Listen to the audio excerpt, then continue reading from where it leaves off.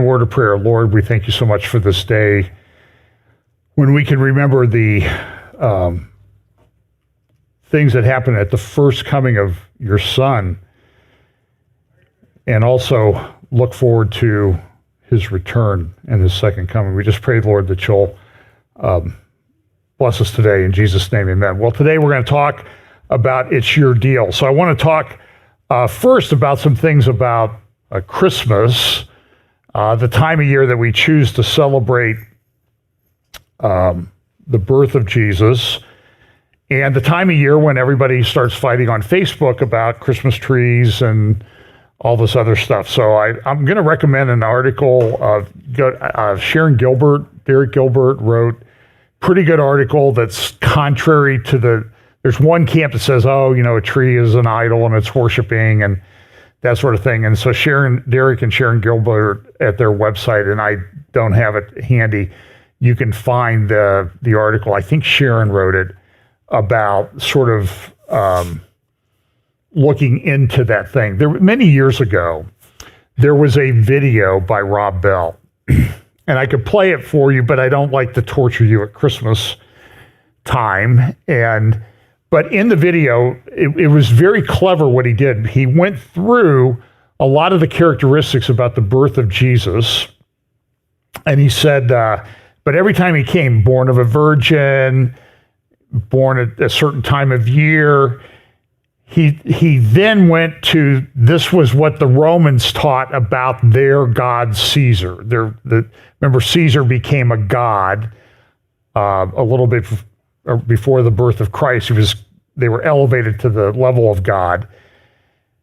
But it was very clever because he said it was like, the implication that he made in this ridiculous video was that the Christians, we borrowed all the stuff from pagan Rome. And it was a big fat lie, because a lot of the stuff that later became associated with Roman Caesars, Roman rulers, was borrowed from Christianity historically. And so what Rob Bell did on a lot of occasions was he told a big fat lie, but he had a slick video, so a lot of people watched it. And I've talked about Bell a lot. I bought one of his books. And the thing that bothered me, one of the things bothered me about it was a book. It cost like, I don't know, $15, $18, $20. But it was mostly white space. And then after reading the book, I came to the conclusion that I stand by today, that Rob Bell, the value in Rob Bell book was in the white space, where there was nothing written. So anyway, it's interesting at the time that there's this war in Gaza and in Israel and in the north, that for example, this is the Financial Times in the UK writing about the fact that Gaza war steals Christmas spirit from residents of Bethlehem. And again, one of the things that it's designed to do is to engender sympathy for the poor Palestinians. And understand, look, this war is terrible. There are people dying. There are Christians dying. There are Muslims dying. There are Jewish people dying. Secular, religious, it doesn't make any difference. It's war. This is what happens. And listen, I support Israel. I think they have a very difficult situation. But this Palestinian Jesus thing that's become a narrative that's pushed by groups like Christ at the Checkpoint. I went to a Christ at the Checkpoint conference back in 2018 in Oklahoma City. I actually saw the doctor that I sat next to at dinner one night. He was one of the featured speakers. And I was asking him questions like, why do you have all these Palestinian refugee camps in Arab countries? I mean, why don't your own people free you? Well, it's the occupation. And I couldn't make any headway from him because he's just totally blind to it.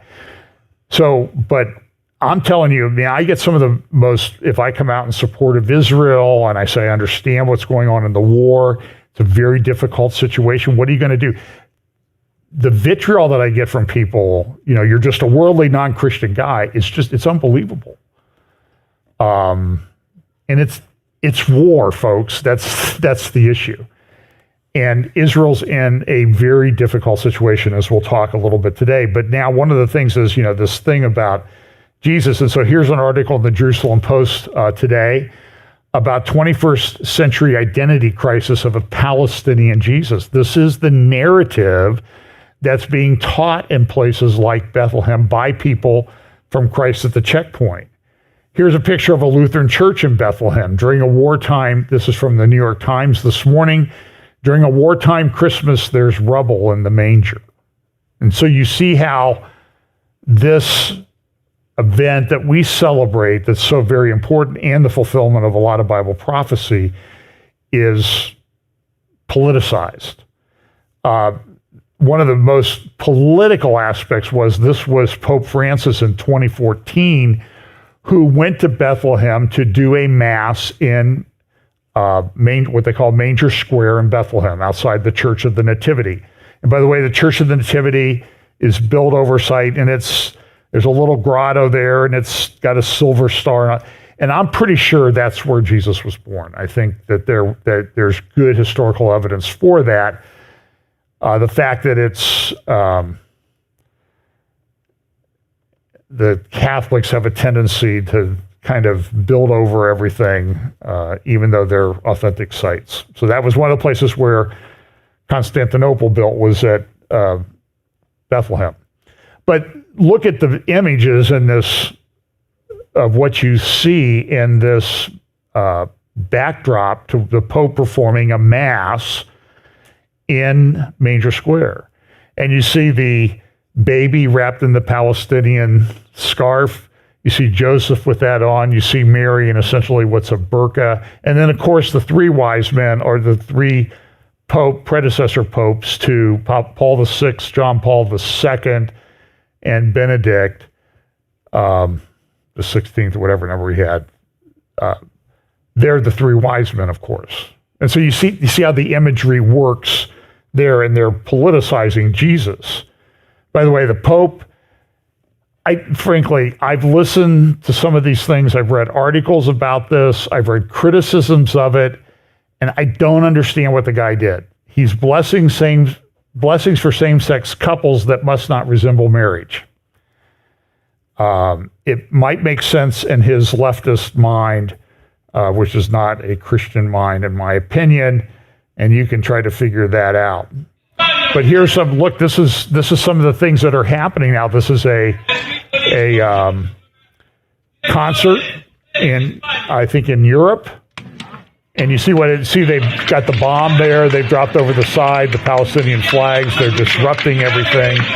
And this is happening. They shut down the freeway to O'Hare Airport, pro-Hamas protesters. And because we can't celebrate Christmas, you can't either. Here's another one. This is in a church in Melbourne, Australia. And you can see they've jumped up on stage, carols by candlelight, and they're there unfurling things. It's the reason why a lot of churches like us have security, so you can deal with these people. But this is the narrative that they're doing. I want to share with you a few verses in Scripture today as we get started. And years ago when Pam and I were in Hebron, and I was there again just almost exactly a year ago at Tel Media, the site of the ancient city of Hebron. And then you can look out into the distance and you can see the cave of Machpelah. Let me get my pointer here. You can see it right here in the photograph where Abraham, Isaac, Jacob, and Abraham, Sarah, Isaac, Rebekah, and Jacob and Leah are buried. And got a good piece of advice from Joel Kramer, who's there. He says, this is the only verse you need to read at Hebron. The book of the genealogy of Jesus Christ, the son of David, and he pointed to the ground because this is where the ancient city was, where David ruled for 7 years when he became king in Israel, and the son of Abraham, and he pointed over the hill a couple miles away is a place called Mamre.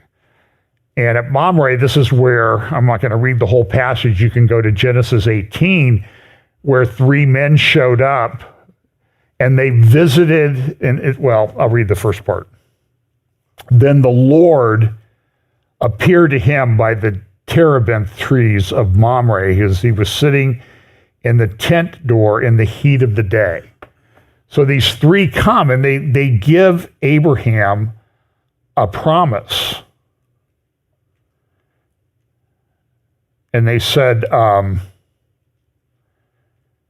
that, they gave them the promise that they were going to have a son. And Sarah laughed, remember, because she was 90 years old at the time and Abraham was 100. But this is where I don't think there's any question in my mind. There's a lot of secular and Israeli secular archaeologists who say, everything about Abraham was a myth. And Joel Kramer makes a point then, why did people go building these places around? Why would you build something totally based on a myth unless there's a real person? And Herod built there as well because it was important to the Christian faith, the promise of the one that would come. And that's exactly where that took. That round circle you see in the dark area in the lower right, that's actually right here. That's where the trees, one of the trees grew up through the bedrock. God met Abram by the oaks of Mamre, and you can read about that. So, and then up the road a little bit from Hebron this is Rachel's tomb, Jacob's other wife, who had died and is buried there.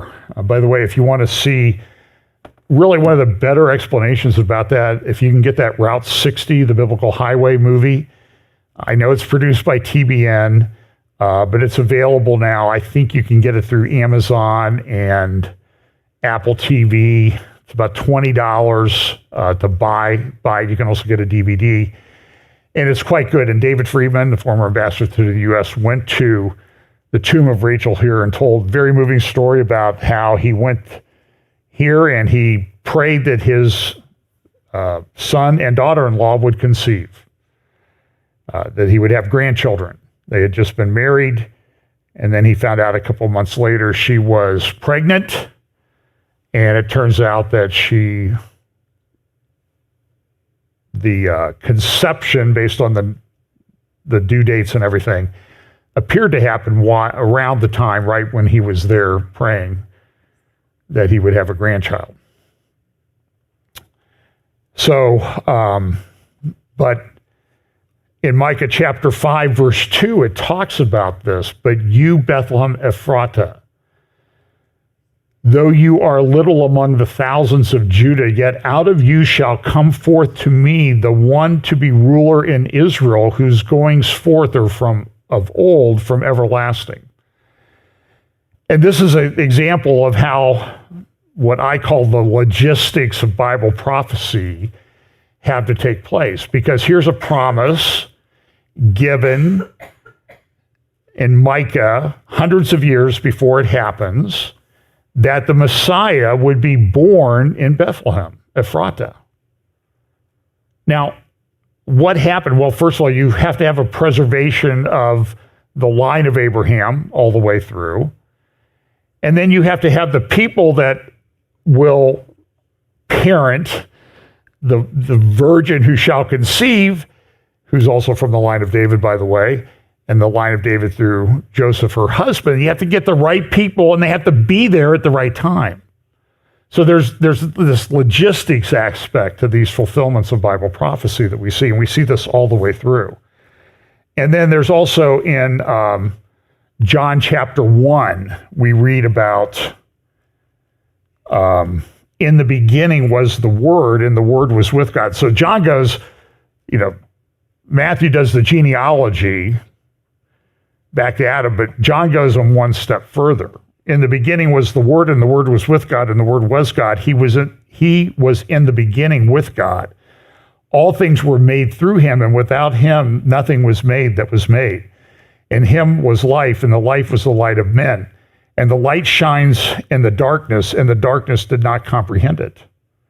There was a man sent from God whose name was John. This man came for a witness, to bear witness of the light, that all through him might believe. He was not that light, but was sent to bear witness of that light. That was the true light, which gives light to every man coming into the world. And so John really takes it just to a whole nother level.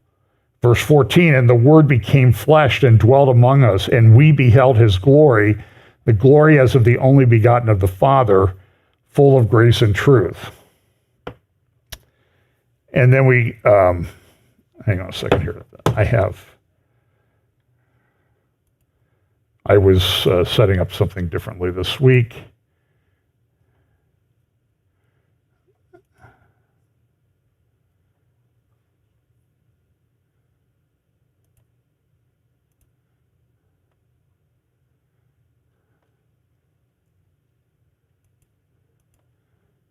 Let's see if this works.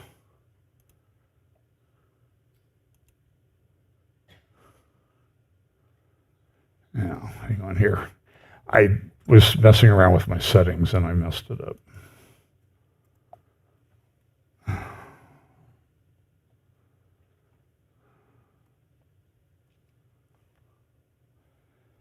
Okay.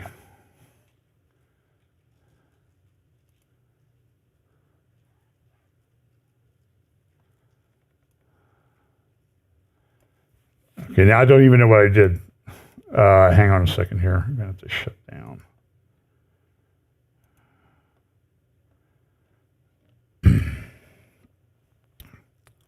Apologize for this. PM will attest to the fact that I've been messing around in my office all week. And I've changed the...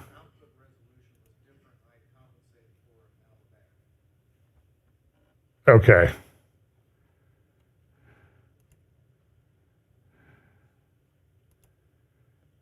So it's Brian's fault.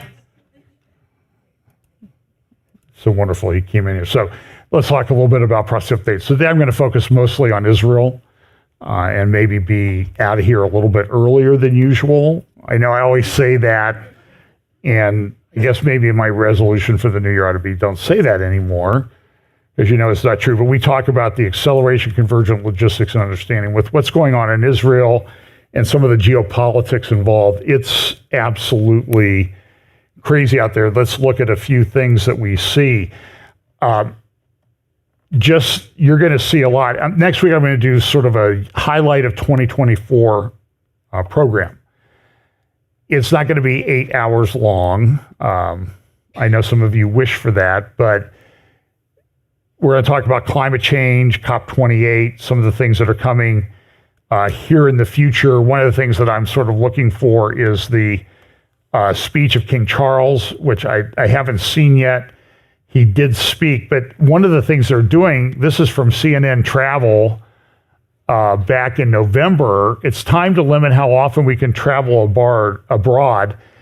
Carbon passports may be the answer. And some of them are suggesting you get one flight in your life. Except the elites, of course. I read a statistic this week. Somebody went through and calculated like the elites that go to the climate change conference in Dubai, they fly all their private jets and that type of thing. That the top 1% of the world in their life, an individual will do more carbon emissions than 2/3 of the world's population combined. And the whole thing is insane. And so King Charles is, a lot of people, some people think he's the Antichrist, and I take an open view to that. We'll see when the facts on the ground match. And then people argue, well, you don't understand the facts on the ground. Yet I've read all the articles, I've read the books, seen the interviews. So let's see, okay? So some people are looking for what's going to happen over the next couple of weeks. And this is him speaking at the Davos meeting, World Economic Forum in 2020. The thing that I think is important is the imagery. And you see, like, right above his head, and no other speaker got this, was this what looks like a crown. So I researched it, the format, and there's a symbol that's associated with the British monarchy. So you can see that this symbol matches. So they did this, and the colors match all the colors of the Sustainable Development Goals that are supposed to be in effect till 2030. This week, I will talk probably a little bit about our election things. You know, there was a Colorado decision that said that former President Trump can't be on the ballot. The whole thing is a mess. I thought this quote was interesting that somebody said, like most of those who study history, he learned from the mistakes of the past how to make new ones. And that seems to be, and we'll talk about AI and that type of thing. I had a long conversation with Scott Townsend this week. He spoke at one of the conferences that I went to, and he's done a lot of work on technology and AI and what's coming. And I'm just telling you, things are moving so rapidly, nobody's regulating it. Everybody talks about regulating it because they don't want to scare people to death. But nobody's doing anything really to regulate this. This is kind of an interesting development geopolitically, and then I'm going to get to Israel after one more slide. German brigade in Lithuania set to be combat ready by 2020. So this is the first time since World War II that Germany has deployed troops anywhere. But here it is, what is it, 2023? This won't be combat ready for 3.5 years, which is kind of interesting. Europe has a lot of issues with being a military power again. And there's concerns that Putin's going to do this. There's people say that he's signaling that he wants to resolve the situation in Ukraine, and I don't really know. So let's look at Israel. So I'm going to make a recommendation on a couple articles that you read. The links will be in the notes below in the description of this video that Brian, our great video guy, crafts so well each week. I just sent him a slide, and then he just pours this stuff out all over it. Blessing. But so one of the articles is Jonathan Spire in the Jerusalem Post on Friday, a three-front conflict in the Middle East. And I think the website title is a little bit different. The website title is that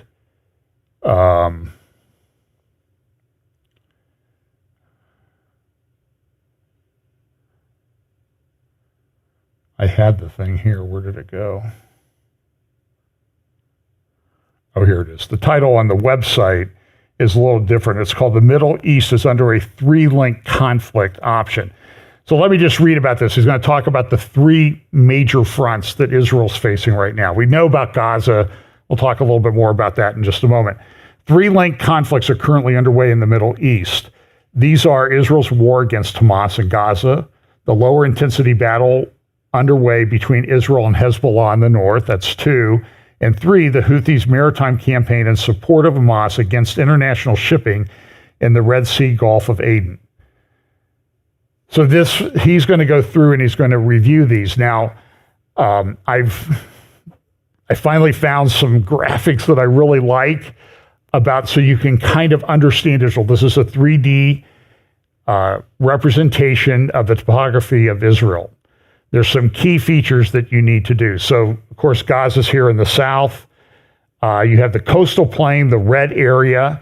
That's where the majority of Israeli population lives. Their industrial business heartland. Tel Aviv is located there. Haifa,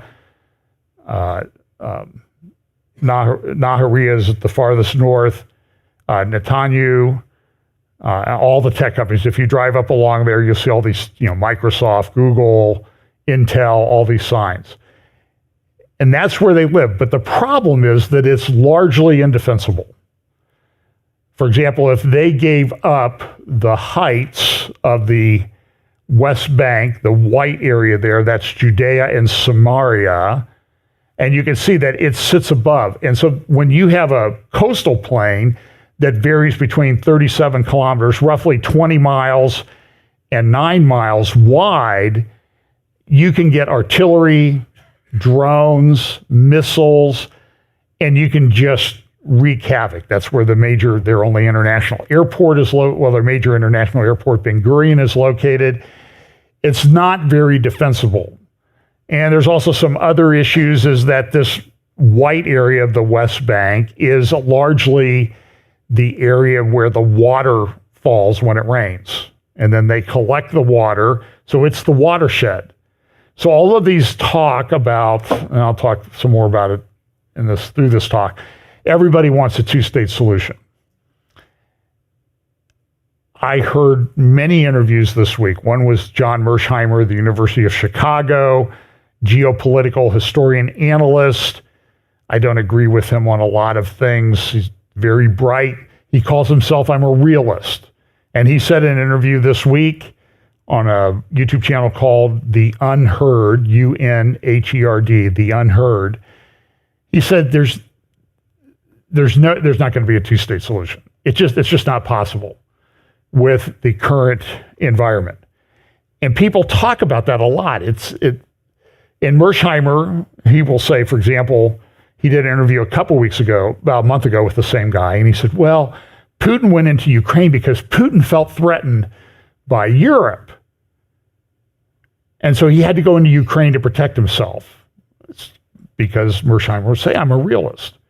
But then when he talks about Israel, why does Israel have to go into Gaza? And people say, well, what's going on is an existential threat to Israel. He says, well, wait a minute, Israel's a nuclear power. There's no existential threat that's going to come against a nuclear power.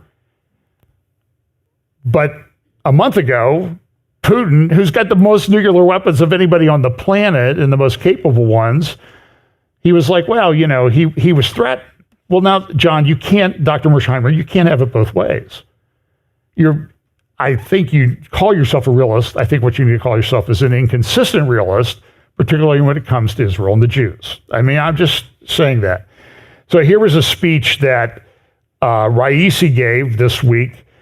And during this speech he gave in Tehran, the President Raisi slammed the unconditional support of the so-called advocates of human rights, not the least the United States and certain Western countries, for the crimes against the Palestinians. Quote, what is even more unfortunate is the ineffectiveness of the international organizations who claim to defend human rights with regard to the incidents in Gaza.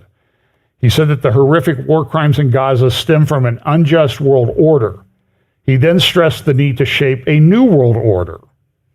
And there's a lot of things going on. You got BRICS, and they're trying to change the dollar denomination on petrol transactions. This is also an interesting article in Friday's Jerusalem Post. What will Gaza look like after the IDF pullout? And everybody's like, what is it going to look like? I mean, I think in northern Gaza, they've destroyed or completely rendered inhabitable about 68% of the buildings. I mean, they're really going at this hard. They're losing soldiers. I think they've lost about 135 at last count. And I see these stories. I mean, if you follow some of the Telegram channels, you see all these heartrending stories about the funerals of these young IDF soldiers, what great people they were. And look, understand, the same thing's going on in Gaza. There are people having funerals because there's lots and lots and lots of people being killed. And you see these guys coming home, though. They come home on leave. They surprise their parents. Saw a video of one guy who came home. His sister was getting married.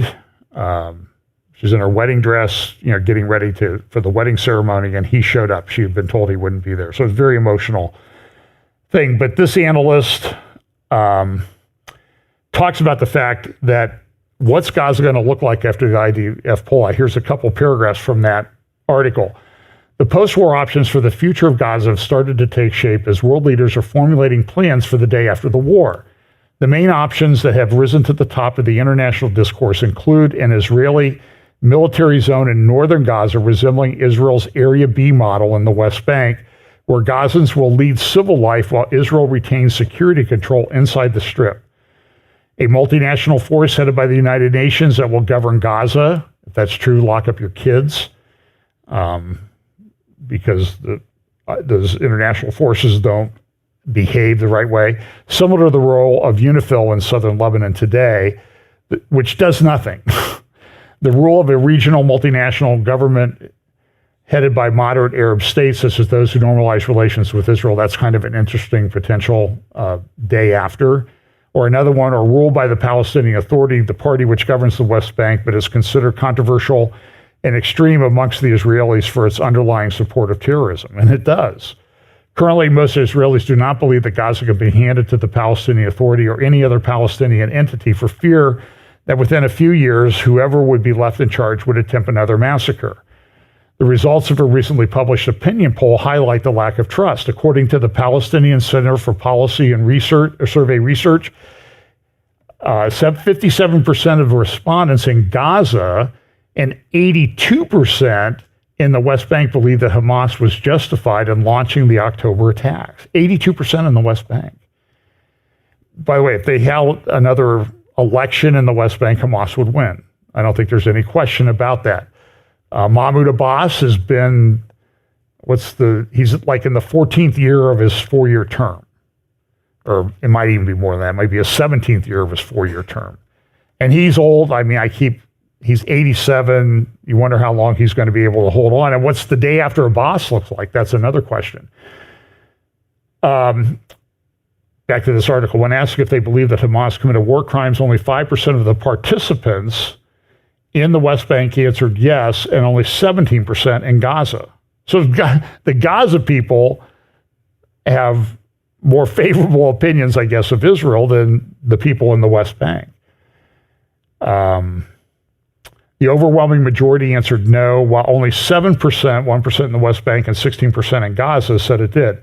These polls indicate that a significant percentage of Palestinians support the evil and murderous acts of Hamas. That's without question.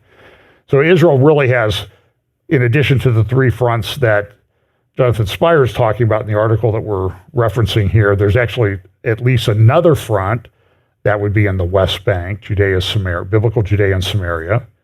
But that would also be, I think, a fifth potential front would be internally within Israel. And then you can add in Jordan and Egypt, which are potential. So I thought this was an interesting picture that was taken in Gaza. It is Hanukkah. I thought that was, I posted on my Facebook page and I said, take some combat engineers, mix it with the spirit of the Maccabees, and this is what you get. And I know you can just don't bother sending me hate mail about it, okay? I find this interesting. Now, this is from the Tehran Times. The Golani Brigade in Israel has withdrawn. They've lost many soldiers, and they're going back to sort of regroup. But the way the propaganda machine runs in Tehran is, oh, look, they failed. They're running away with their tail between their legs. I don't think they would say their tail between their legs because they don't like dogs in Iran. But that's neither here nor there. So this is the way the propaganda machine works. Now, this guy, Cenk Uygur from the Young Turks, and this is what he said in a tweet. And I'm going to play for you part of his debate with Douglas Murray on Piers Morgan program. He says, every genocide supporter is outing themselves right now as they look at Douglas Murray's insipid, fact-free, nonsensical defense of mass slaughter in Gaza and obvious disdain and hatred of Palestinians and think he did a good job. Wow, that's telling on yourself. So I'm going to play a little bit of their discussion. Now, I will give you a warning. I didn't go through and edit out. I don't think there's any bad language, but with this guy, if you ever want to watch a video that's entertaining and humorous, go find the video of the Young Turks discussing the election results in 2016 election. Because they thought Hillary was going to win. She was a lock. And as the night went on, he was like, okay, now we need to issue like a DEFCON 5 warning because this is, or whatever it was. It's quite entertaining to watch. So here's Douglas Murray and Cenk Uygur on Piers Morgan. I think Douglas Murray first. No, and I think that most of the people who think they know how to execute this war have never executed a war. Indeed, most people who think they know how the IDF should be running this conflict have never been near a conflict. I'm in Israel tonight. I was in Gaza again yesterday. And the examples that you give, by the way, Piers, I don't see why they show any need to prosecute the war itself differently. I mean, just to take one of them, the first example you give, the absolutely tragic, awful shooting of these 3 hostages as they were coming out. But, you know, some of the spin that's been put on that in the world, apart from the glee, of course, that Israel's enemies can't help expressing, some of the spin on that is almost as if it shows the IDF is sort of so brutal that it even kills Hamas hostages who are Israeli.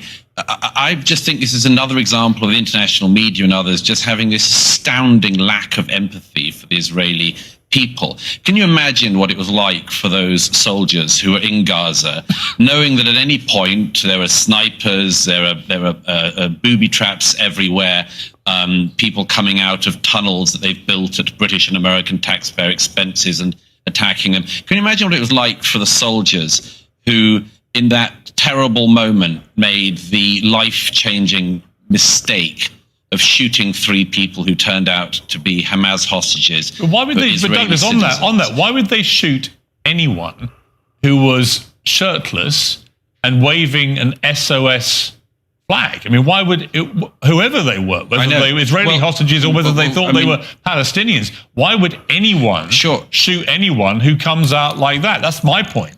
That'll be a matter for the inquiry into it. But look, it's hardly as if they'd have wanted to have done that. What this demonstrates is, in this incredibly close conflict in a heavily built-up area, people coming out from all sides, firing, shooting, detonating, people make mistakes. Of course they do.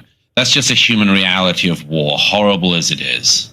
I don't think it shows in any way that Israel is prosecuting this war wrongly. As for the main issue of the war is to destroy Hamas. No Israeli of left or right or center believes anymore after October the 7th they can live beside Hamas.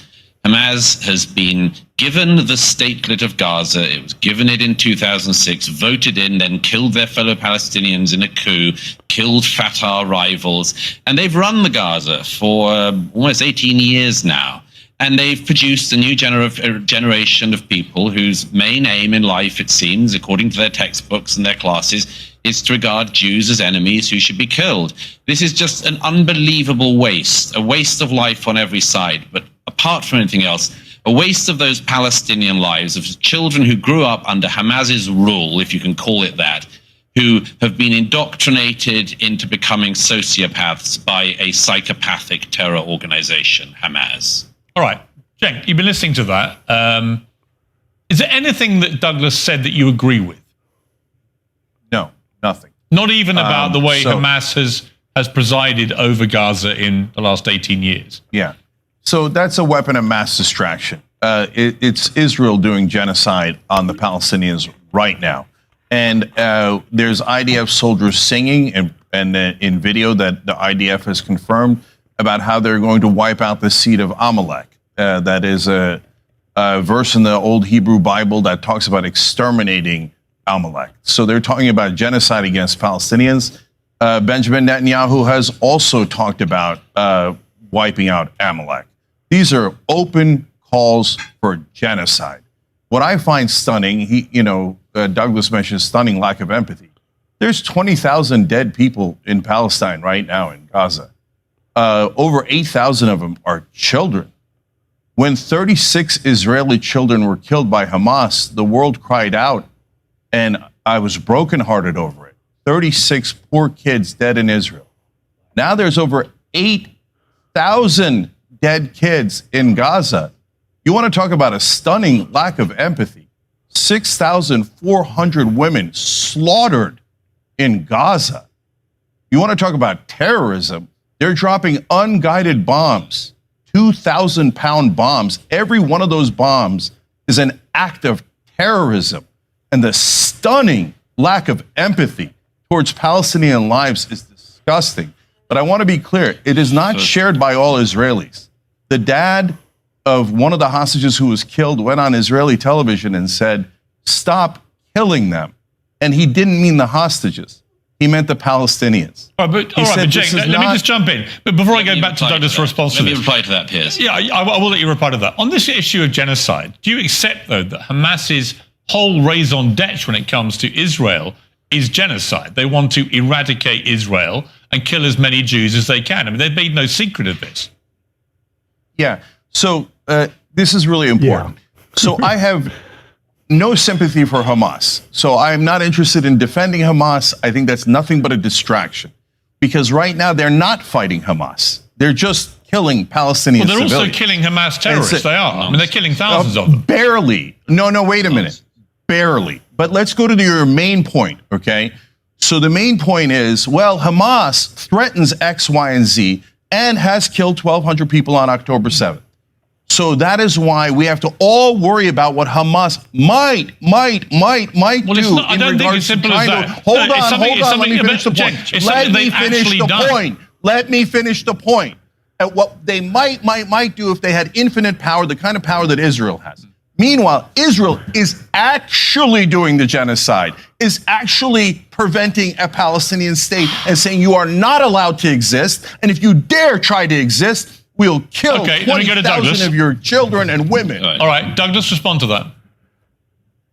Several things. First of all, anyone who uses the term genocide in this context simply doesn't know what they're talking about, or is a malevolent actor. I don't know if Mr. Uyghur's traveled at all in his life, how far he's traveled, how many conflicts he's seen, but I'd have guessed none. And you clearly know nothing about this particular conflict, and you've obviously seen none of it. The genocide that you describe is such a smear and a libel against the Jewish state. If Israel wanted to commit genocide, I'm sure it could, but it doesn't. It doesn't remotely want to. And people like you and other pro-Palestinian propagandists have spent years claiming that Israel is committing genocide in the Gaza. By the way, the weirdest thing about this claim is that the population of the Gaza has grown by 1 million in the last 15 or so years. So if Israel was trying to carry out a genocide, it's either the worst perpetrator of genocide ever or uniquely poor at performing that task. None of the stats support that ridiculous claim. And it's such a weird smear and a libel of Israel. Secondly, of course, you've just rattled off Hamas figures, as everyone of your kind always does. Thirdly, you said that the world cried.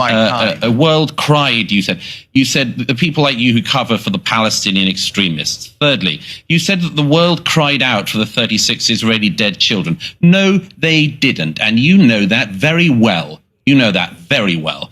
If you put up a poster to a missing dog in any Western city, that poster stays up. In city after city in America, posters of abducted Jewish children, including a 10-month-old baby, were put up and were ripped down by people who have been indoctrinated into hate of Jews. Nobody would rip down the poster of a missing dog, but from Dublin to Berkeley, they ripped down posters of abducted Jewish children. So no, I don't think there was Douglas, very much care for that around the world. Let me put this to you, Douglas. Let me make two other very quick points. Firstly, you said what Hamas might do, as if it was some kind of hypothetical. Hamas showed what they do, what they want to do. It showed it on October the 7th, and its leadership, as I'm sure you very well know, said that they would like to repeat that again and again until they have got rid of every Jew. So, I don't know. I would trust Hamas's word on that rather than your interpretation of what you think they mean when they say that. And Well, and that's the problem with people in the West is we don't understand there's a Middle East mindset. As Dr. Kadar, I saw a couple interviews with him this week, Mordecai Kadar. He said, listen, you have to show who the strong horse is to get respect in this part of the world. You don't do that by running around negotiating, giving up land for peace. It never works. It won't work. And it's a fool's errand, but everybody tries to do this. Now, let me address. So this is one of the things with Gaza. I've seen this. This is an old, from classified U.S. documents from 1963 about that they wanted to build a Ben Gurion canal. So I see people who I respect, who I think are smart, like Martin Armstrong and other people, saying, well, they want to build it. They're doing this thing in Gaza. They set this all up so they can build a canal across it. None of the maps that have ever been done on any of the proposed canal projects in Israel go through Gaza. It's just not. Here's a little closer up. They go north of Gaza. There have been a number of other proposed canals and water projects. One was called the Med-Dead Project, a pipe that would go from the Mediterranean to the Dead Sea. Actually, there'd be two pipes. One would go to the Jordan River up near Beit Shan. And if you understand that area, the ocean is, this is kind of a fact that I think a lot of people don't understand. Sea level is sea level pretty much all over the world. There's a couple little exceptions like that, but I feel pretty confident in saying sea level is sea level all over the world. In fact, I saw a picture, the rising oceans. Saw a picture of the Statue of Liberty in New York Harbor, 1890, and then a picture taken this year, and the sea level around the island is exactly the same. So it seemed like if there's rising sea levels, you don't have like rising sea levels in Antarctica. I understand we have to allow for tides and all this other stuff. You don't have rising sea levels in South Africa and not have rising sea levels in New York. What's the one thing PM and I say when we're driving? The flattest thing in the world is still water. It's like glass. But nobody's building this canal. So there's the Dead Sea, and what they were going to do. So the Jordan River at that area around Beit Shan is probably below 600 feet below sea level. So that's like a 60-story building from the Mediterranean down. So you could put a pipe down there, put some turbines in, use it to desalinate the water, and then to generate some power, and then to replenish the Jordan River, because the Jordan River everybody's taking water off it, and by the time it gets to the Dead Sea, there's nothing there. That's why the Dead Sea is evaporating. Then there would be a Med-Dead pipe, and then they also talked about a Red-Dead thing with Jordan that actually received the approval of the UN. They would, because it's 1,300 feet, it's a quarter mile down, and they could use it to generate power, desalination plants, and replenish some of the Dead Sea. And it wouldn't really drain the oceans that much. I mean, it's sort of like my joke was that they were helping out with rising sea levels by pumping seawater into the Gaza tunnels. The oceans are pretty big. You have to remove a lot of water from them to have any impact. So there's nobody building this tunnel. There was somebody who also said, well, they're just flattening Gaza so that they can easily build a canal through there. It's like, but the canal will have to be, I think, it's going to have to be at least 120 feet deep. And you might notice between the Red Sea, which is down here to the right, there's these things in the middle called mountains that you got to go through. So I just don't think it's happening. Now, this is happening. This was published today on jns.org. It's a good site. I would highly recommend that you put that in your regular bookmark it and review it. And this is saying the UAE Israel land corridor is expanding to Egypt. This is what they were talking about at the G20 meeting. This is what Benjamin Netanyahu was talking about at the UN, was the development of this corridor, which is land, pipeline, and railway. That's how they're going to get things to bypass going through the Red Sea, because, as we'll see in a moment, that's the next point. The third point, and we'll get to that in a moment. But first, we're going to talk a little bit about what's going on in the north. So this is what Jonathan Spire says in his article about. So we have the Gaza front, and now we have in the north, around Lebanon and Syria. We are focusing our efforts on the south, but Hezbollah is continuing to act with aggression, said Lieutenant Colonel Jonathan Conricus, speaking to journalists in Kibbutz Rosh Hanikra earlier this week. We can do the same if needed against Hezbollah as we are doing against Hamas. We have evacuated our civilians from the immediate danger zone, and we're in a defensive posture because we're focused on our operations in Gaza.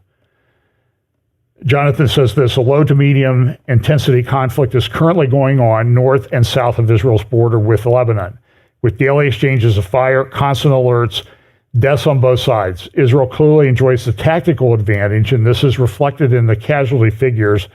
Somewhere just over 100 Hezbollah fighters have died so far. That's really pretty significant, especially compared to a 37-day war, Second Lebanon War in 2006, along with 17 Lebanese civilians and 1 soldier of the Lebanese armed forces. On the Israeli side, 7 soldiers and 4 civilians have died, as reported by Reuters. The mood among the Israeli troops deployed in the north appears upbeat and determined, and they're going to go forward. Now, this, I was going to play this last week, but ran out of time. This is probably a 6-minute clip of Sarat Zahavi, who is the founder of Alma Research, Israel-alma.org. Highly recommend that you follow it because she does the group does tremendous research with regard to the situation in the north and what's going on. And you'll hear what she has to say. So here, this is from the IDSF briefing on December 11th. But if we have any diplomatic arrangement, who is going to enforce this? Because you must understand that Hezbollah is deployed in every third home in South Lebanon is used for Hezbollah military purposes, whether it's logistics, whether it's headquarters, whether it's intelligence, and whether it's rocket caches.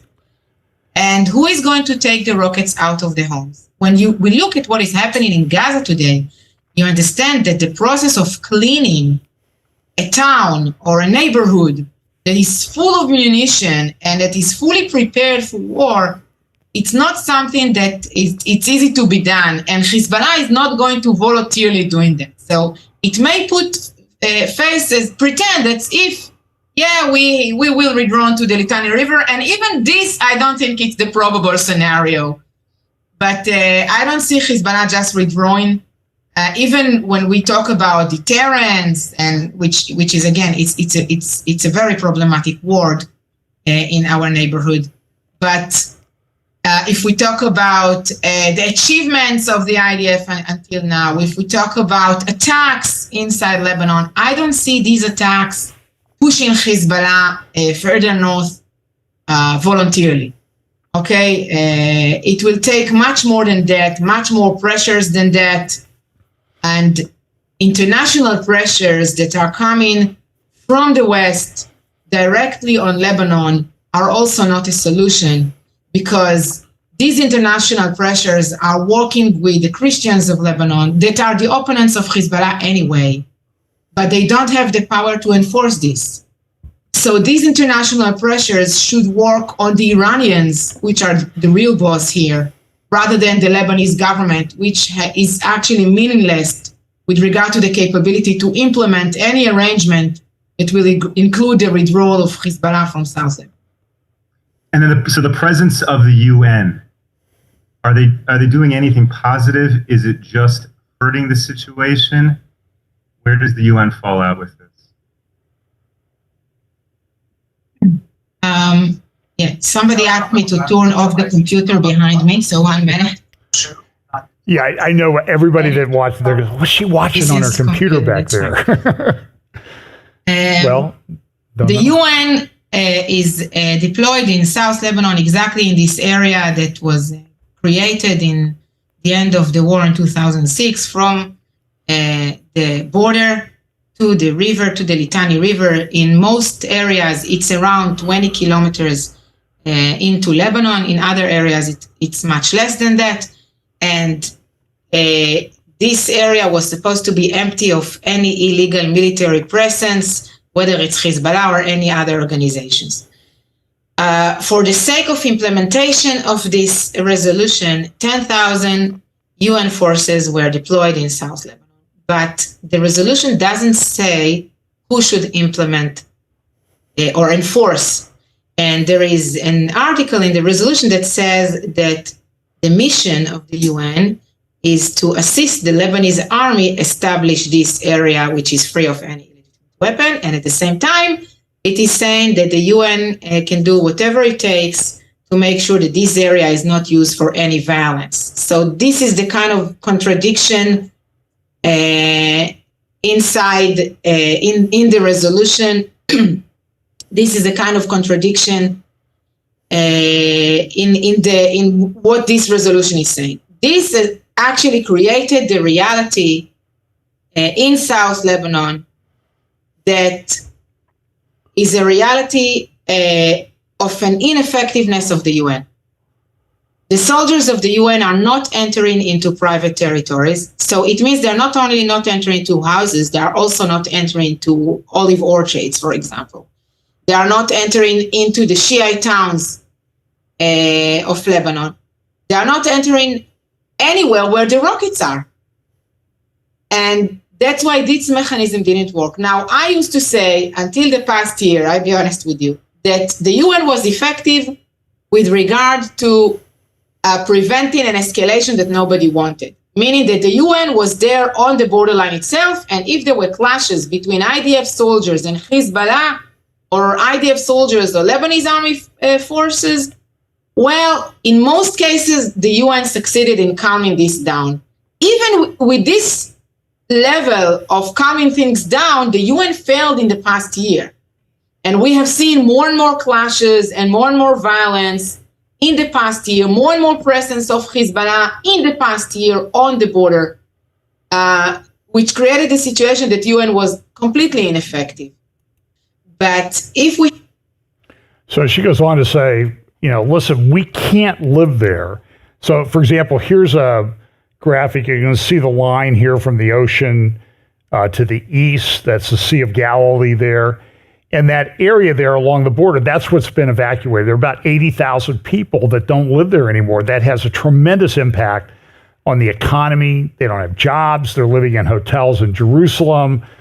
I saw an interview with Colonel Richard Kemp from the UK, who has been in Israel, giving a lot of support to the IDF and others. And so I was in Tel Aviv in my hotel, and everybody was from the north. There are no tourists because everything's pretty much shut down. There are some volunteer trips that people are taking to help out. Some people are taking bulletproof armor vests over for people because they don't have enough. They called up all these soldiers. They don't have enough for everybody to have. So people are supplying that to Israel, but they've had to evacuate, and it's having this tremendous impact in that wide area there. That's where Kiryat Shimon is. I've heard that out of 25,000 people who live there, maybe 3,000 are still there. And she says, look, she lives near there. She lives up in that area. And she says, you can't live like this. And we have to be able to live from border to border in Israel. So we don't know what's going to happen. So now the third part that Jonathan Spire talks about is this thing that's going on in the Red Sea. This is a map. You see the Arabian Peninsula there in the middle. Let me go back to get my laser pointer. And Yemen is right here. This is a very, very poor country, one of the poorest countries on earth. But they have cruise missiles, they have drones, and they're just wreaking havoc in the area right now. And this area of Yemen, in the western part of Yemen, is controlled by a group called the Houthis, which, well, I don't understand anything that Joe Biden does, but our government and State Department removed them from the terrorist list, which means that now they're going to do whatever they want. They're Iranian proxies, they're Shia. The rest of Yemen is Sunni, and so they've been in a civil war for many years. And Saudi Arabia's tried to manage that conflict. Hundreds and hundreds of thousands of people have been killed. People are displaced. By the way, how many marches have you seen for displaced Yemeni people? I mean, do you see them marching on campuses? No, because it's Jews that they don't like. You got to get that through your head. So they're messing this gate. And so there's a good article at a paper that was published about 5-6 years ago by Chatham House, which is a political think tank in the UK. And I don't agree with them, but they published kind of a slick publication, 120 pages of various maritime choke points. About 90% of international trade moves by the ocean because it's the cheapest. And so, but there are choke points around the world. Here are some of them. So you have here this strait between Yemen and Djibouti and Somalia. It's about 20 miles wide, but the shipping channel is much narrower than that. Here's a close-in picture of that. And so it's only about 20 miles across, but the ships have to, you can kind of see the channel there. They can't get too close to shore, so effectively, you can have these guys who don't have much of anything, and they can cause a lot of problems because to get to the to get to the Suez Canal, you've up here, this length of the Red Sea up here from the Suez Canal all the way down here along Saudi Arabia is about 1,200 miles. But that's a major choke point. There's another one that's kind of coming to the fore. Of course, we know the choke point there in the Persian Gulf, that most of the world's oil a big chunk of the world's oil comes through. And a lot of the oil goes up through the Suez Canal. It's about 11% of world trade and about 20% of the world oil. And again, that's about 25 miles wide, that area right there that ships can go through. So it's a choke point. They're off the United Arab Emirates. Another one is the Straits of Malacca down near Singapore and Malaysia, Indonesia. And they've shut that down. At least the government has shut that down. So we're not going to let anybody come through here because you might have Israeli cargo. If you have Israeli cargo, we're not going to let you come through. Now, a little bit north of there, that's the Thailand Peninsula. And a little bit to the north, no, I thought I had something there. So that's a choke point. When we have the Dardanelles, there's the Bosporus in Istanbul. And that's only in some places a half mile wide. That's everything from the Black Sea has to go through there. So there are treaties and all that. And the Turks effectively control that. Then there's also a place called the Dardanelles. And you can see the faint red line there to the north end of the Dardanelles. That's about a 1 mile long bridge that just opened within the last couple of years. So that's a choke point. You have the Straits of Malacca. You have Gibraltar right here near Europe. And that's only about 3 miles between Africa and Spain. So all this shipping has to go through there. Then we have the English Channel. That's about 20 miles or so across, 25 miles. And then you have Russia. Of course, Russia doesn't have much in the way of seaports. Now they're trying, because the Arctic ice isn't as bad as it used to be, they're trying to do a North Passage. But from St. Petersburg, if you go here, pull out just a little bit, you have to go all the way down here past Denmark. And so you've got this narrow passage here that you got to go through. And remember, that's where then that's only, there are bridges across that thing. And then of course, you have the Nord Stream pipeline that was blown up. By the way, remember Putin said a couple months ago that one of the pipes of Nord Stream is operational and we could start things tomorrow. And there's also some word that some people that know more, have more connections than I do. They tell me things, and they're saying that the word is that he's been repairing the other parts of the Nord Stream pipeline. And that's kind of interesting. So that's, and then of course you have the Panama Canal. But that's the Panama Canal here. I forgot to put my red line there. And that's having trouble right now because the water's so low, because they have the lakes that they use, but there's a drought. The lakes are low. You can't send through ships that carry much of a draft. The fully loaded super tanker called a VLCC would carry about 2 million barrels of oil, and it would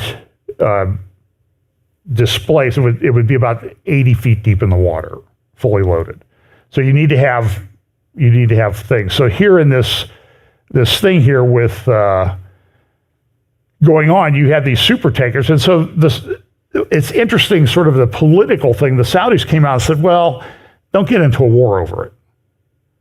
Well, it's affecting the shipping and your oil. But they think, well, we can probably manage it.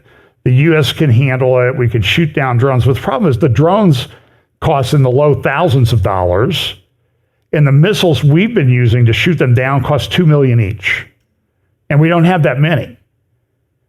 And that's a problem if we get into another war someplace else. So this is Iran, I think, deciding to bleed us. And the alternative routes add a lot. So like the Panama Canal, it's like 11,000 miles around South America, and against around the Cape of Good Hope in South Africa, it's a similar distance.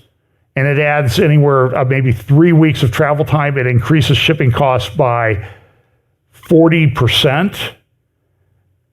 And those ships have to use more oil to travel.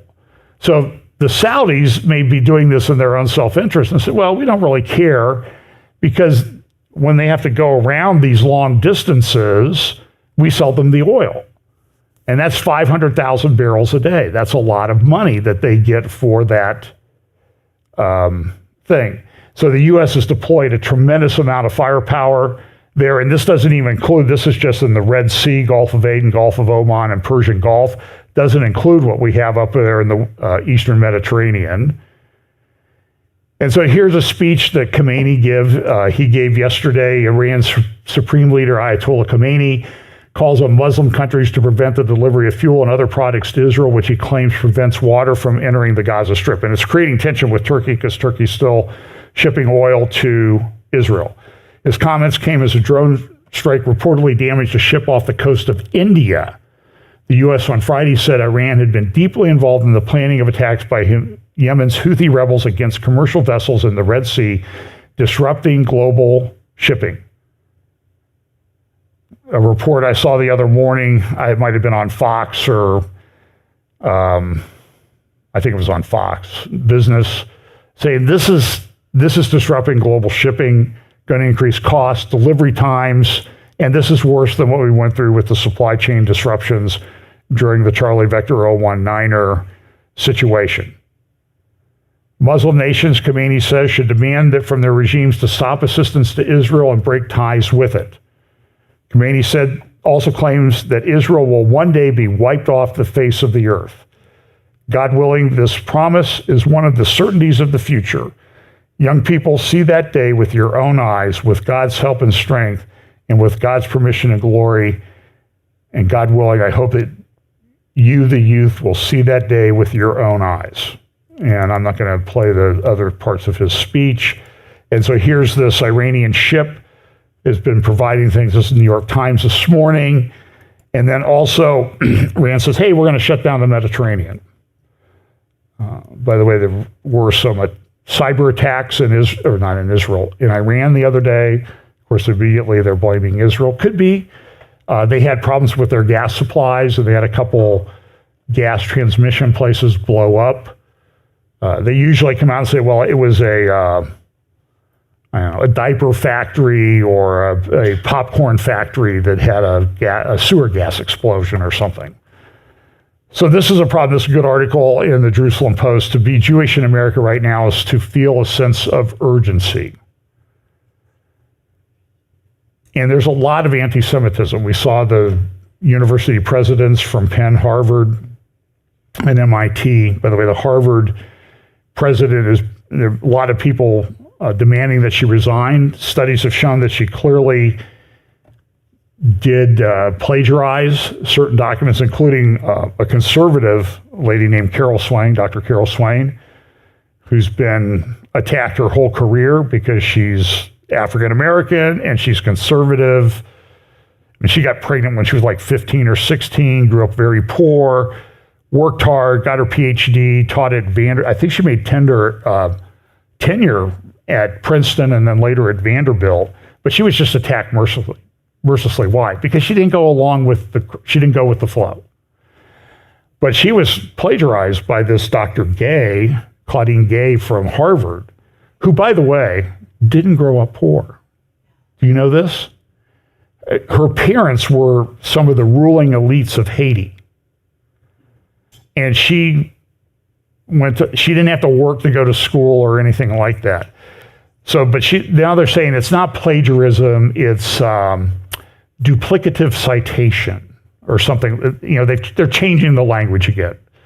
Heard somebody say, we're in the midst of a battle for control of the dictionary. And you see that happening about every day. But this is a lot of hypocrisy. Look at this.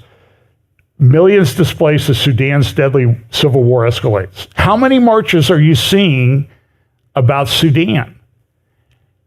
6.8 million people are internally displaced in Sudan recently, and the civil war that's been going on there for a while.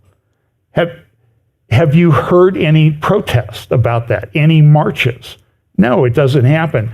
Up in Syria, since 2011, March of 2011, 12 million people have been forcibly displaced from their homes. A lot of them went to Europe. We know the immigration problems, and a lot of them appear to be coming here with what's going on our border, which is nothing short of an invasion. So this is a good editorial. Anti-Zionism is deadlier than anti-Semitism. By the way, there's a good article that Jonathan Spire also wrote in the Wall Street Journal on Thursday or Friday talking about Hezbollah has really started the war in the north. And the concern, I think, that a lot of people have is this war takes off in the north. For example, this slide, their missile threat. What they would do is they would shoot all the weak missiles, the garbage missiles that they have, which are in the tens of thousands, and they would overwhelm the system, deplete down the Iron Dome, and then they go in with their guided missiles. And that would be a big problem. And talks I've seen are estimates of 25,000 civilian deaths if they do that. So that's a problem. Canada, they're bringing in Gazans if they have relatives in Canada. Justin Trudeau says, of course, he's not the brightest guy in the world.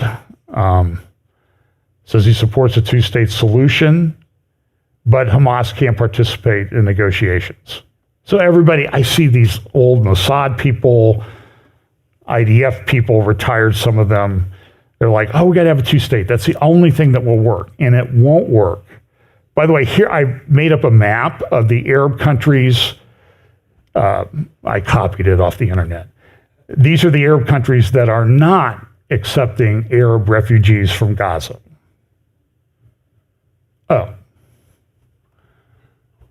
So that's, so Macron, they don't want this, France is coming out, they don't like what, Macron doesn't like what Israel is doing. Le Monde, a French newspaper, they came out with a article quoting a guy from a research tank saying, well, this is what we'll do is we'll make the Hamas leadership leave Gaza and go to Algeria. This is what they did with Yasser Arafat. I think Tunisia, they were used at one time. And it didn't work because why? Because Yasser Arafat came back. You know, you don't have him living in prison. It doesn't. This is a sidebar. Biden, everybody involved with marijuana sentences got pardoned by Biden. Blanket. So you can do blanket pardons. And I'm not sure why Republicans never do that when they're in office or were in office. And that's a problem. Was it cocaine too? Okay. Well, then it's worse. But the guy says, well, I was misquoted. This was my personal opinion, and it wasn't the Gulf Research Center that had me do this. This is an interesting thing. This is a news release from United Nations Human Rights Watch, which, you know, these are the guys that funded these schools in Gaza that taught kids to be terrorists. If you want to read about that, go to a website that tracks the educational materials. It's called Impact-SE, Impact-SE. And you can see they've done tremendous research on looking at the UNRWA materials that they allowed to be used in UNRWA schools in Gaza. And don't tell me that the UN is not in on this thing big time. And then let's see. So this is a article with Caroline Glick. I'm not going to reference it because if I do, I will go over my thing finishing a little bit early. I will violate my Christmas gift to you. But go to JNS and read Caroline Glick's article from the other day, I think Friday, about all the stuff that was done wrong in the Israeli military. And she's been very honest with it. There's a lot of people who are concerned about Israel and politics, and are these people really working on our side? They really, really miss this, and we got to deal with the situation.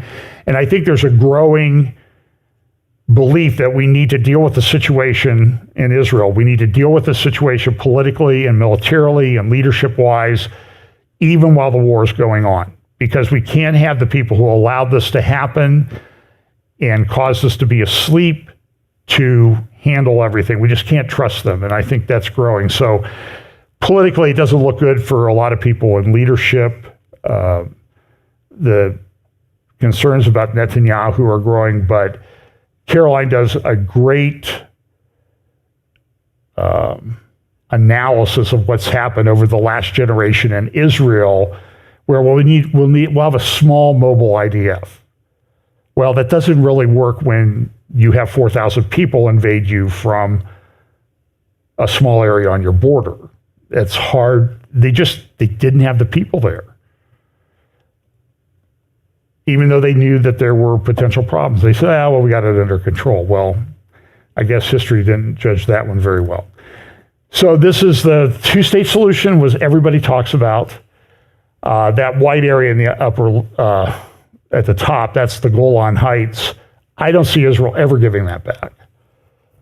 I just don't see how it would be possible, because I remember the first time I went up there in 1995, and I'm not a military expert, but read about what happened and how important the Golan was and what they were doing to the kibbutzes down along the Sea of Galilee. They're just dropping artillery shells down on them all the time from what was then the Syrian-controlled Golan Heights. And I thought, this is the most military, you always want to control the high ground.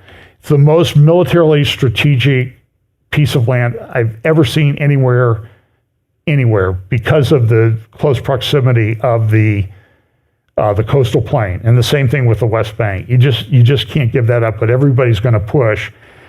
And this is what a lot of people, so when we talk about Bible prophecy, a lot of times we talk about this greater Israel. What's this going to look like? And so this is what some people think Israel's going to look like before there's a solution. And I'm going to be honest with you. I think I'm sort of grounded. I know that I have friends who believe this is going to happen, and then there's going to be a peace agreement. I just don't know. I don't know logistically how Israel has the people to take over that part of that much land. You're talking about Cairo, the canal, all the way to Baghdad and Iraq, Syria. So, maybe it happens. That would be the logistics part of my analysis. How do they do that? And they could do it. There could be miracles that happen. I'm not discounting that. I'm just saying, as I'm sitting here and looking at it, and I don't see it. So, the house of cards that we have, as I said when I started this, it's your deal. The world seems to be like a house of cards that's falling apart. I haven't even talked about the economy, and we'll do some of that in the year-end update. So anyway, appreciate it if you would. Click like, subscribe, whatever you do. You can click on the little bell to get notifications. And we'll be talking more to you at least next Sunday, if not before.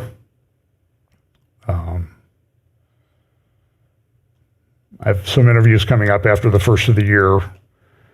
David Fiorazo, a couple, and Tom Hughes, and some others. Some of those will play on January 2nd. I told David Fiorazo he was having me and